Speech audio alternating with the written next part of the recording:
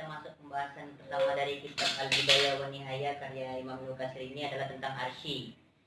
Dari Abdullah bin Amr al-As yang berkata Rasulullah SAW bersabda, Allah telah menetapkan ukuran-ukuran semua makhluk 50.000 tahun sebelum dia menciptakan langit dan bumi. Nabi SAW juga bersabda, singgasananya di atas air. Jadi arsy itu di atas air, di atas semua samudra. Mereka berucap ukuran-ukuran tersebut adalah ketetapannya dengan tulisan memakai kolam berbagai ukuran. Hadis riwayat Muslim. Hadis tersebut menunjukkan bahwa semua itu terjadi setelah penciptaan arsy. Cukup jelas bahwa penciptaan arsy lebih dahulu daripada penciptaan kolam, yang dengannya segala takdir, ukuran dan ketetapan ditulis. Demikianlah pendapat jumhur ulama. Jadi jumhur itu, maksudnya jumhur itu semua ulama berpendapat seperti itu, makanya dikatakan jumhur ulama. Nah, pembahasan kedua, penciptaan langit dan bumi. Allah berfirman dalam Al-Quran, Bismillahirrahmanirrahim, Inna rabbakumullahu alladzi khalaqas samawati wal arda fi sittati ayyam. Sesungguhnya Tuhanmu Allah telah menciptakan langit dan bumi dalam 6 masa. Nah, para ahli tafsir berbeda pendapat. Ada yang berpendapat 6 hari itu seperti 6 hari kita biasa dari Senin sampai Sabtu. Ada yang berpendapat 1000 tahun, itu pendapatnya hitungan 1000 tahun, itu pendapatnya Ibnu Abbas radhiyallahu anhu. Ibnu Abbas ini sepupunya Nabi. Pembahasan ketiga itu lautan dan sungai-sungai. Nah, menurut di pembahasan ini argumentasi yang menunjukkan kekuasaan Allah Subhanahu wa taala adalah dari Abu Hurairah radhiyallahu anhu. Ia berkata Rasulullah sallallahu alaihi wasallam bersabda, telah dipancarkan 4 buah sungai dari surga, yaitu Sungai Efrat. Sungai Efrat ini terletak di Irak. Kalau Nil di Mesir. Kalau kemudian ada Saihan. Sungai Saihan ini terletak di Turki,